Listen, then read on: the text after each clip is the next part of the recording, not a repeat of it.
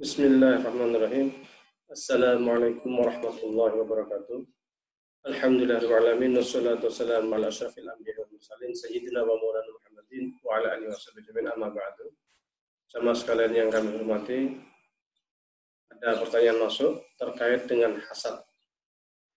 Ustaz, hasad itu apakah dan apa bahaya hasad bagi kita?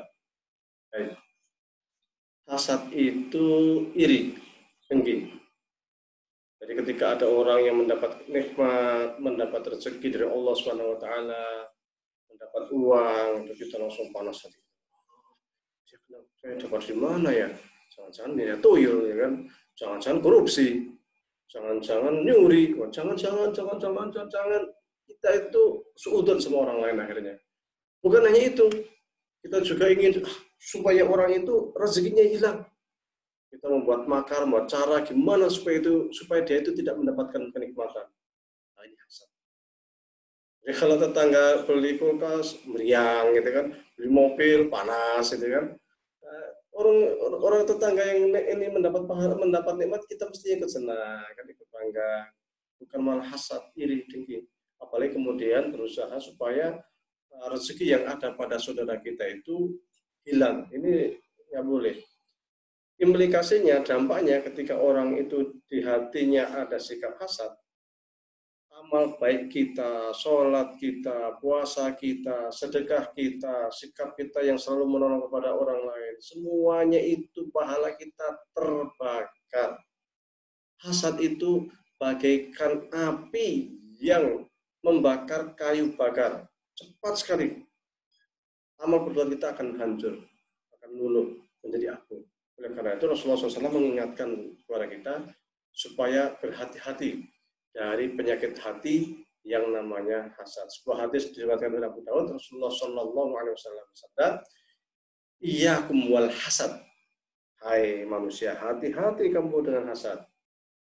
Fa innal hasada ya'kulul hasanat kama ta'kulun nirul khatab. Jadi yang namanya hasad itu dapat membakar kebaikan sebagaimana api membakar kayu bakar. Cepat sekali. Itulah karena kita harus hati-hati dengan penyakit hati yang namanya hasad. Dan ketika orang hasad, hidupnya nggak tenang. Hidup kan yang kita itu kan ingin adanya kedamaian dalam hati kita, ketenangan, makan enak, tidur nyenyak, ya kan? Tapi dengan adanya hasad itu jadi tenang. Lihat tetangga, lihat apa, dapat bisa beli mobil, bisa punya bangun rumah mewah, bisa ini, bisa itu. Oh, jadi bisa.